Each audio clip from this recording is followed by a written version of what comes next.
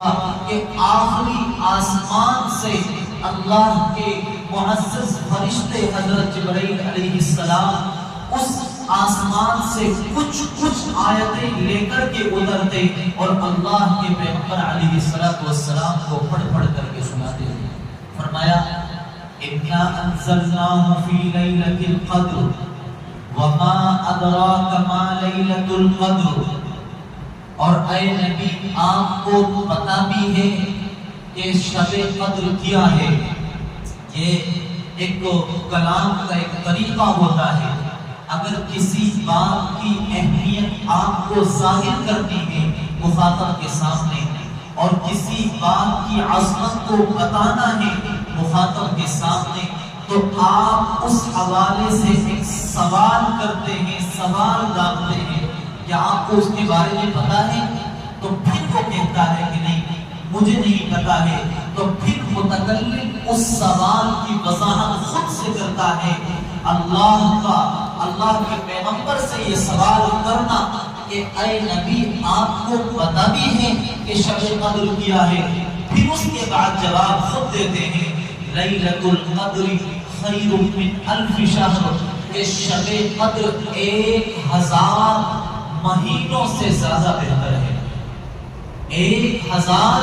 مہینوں سے زیادہ بہتر ہے۔ مطلب یہ ہے کہ جس کو یہ شب قدر مل گئی تو سمجھ لو کہ اس کو 1000 مہینوں سے زیادہ عبادت کا ثواب ملے گا۔ اور 1000 مہینے کتنے ہیں؟ 83 سال کچھ مہینے۔ گویا اگر کسی نے ایک رات شب قدر کسی کو مل گئی تو مطلب یہ ہے کہ اس نے 83 سال کچھ مہینے عبادت کی ہے۔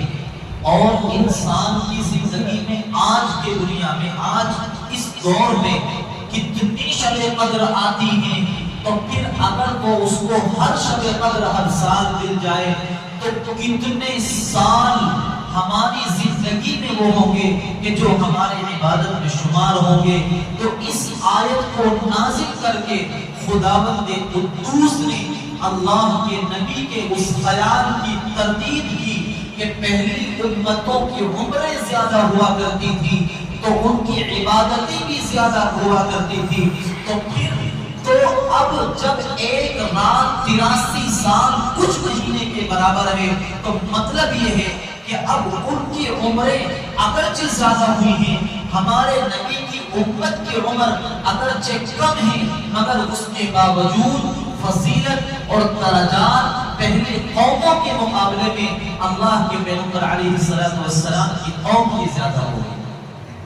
یہ آیت کوئی ایک باقاعدہ مختصر ایک سورت کو نازل کیا گیا ہے شب قدر کے بارے میں، اور جو اس طرح کے قصے کہانیاں جو بتلائے جاتے ہیں کہ ایک شب برات ہوتی ہے کہ جس میں لوگوں کی تقدیروں کو لکھا جاتا ہے، قسمتوں کو لکھا جاتا ہے،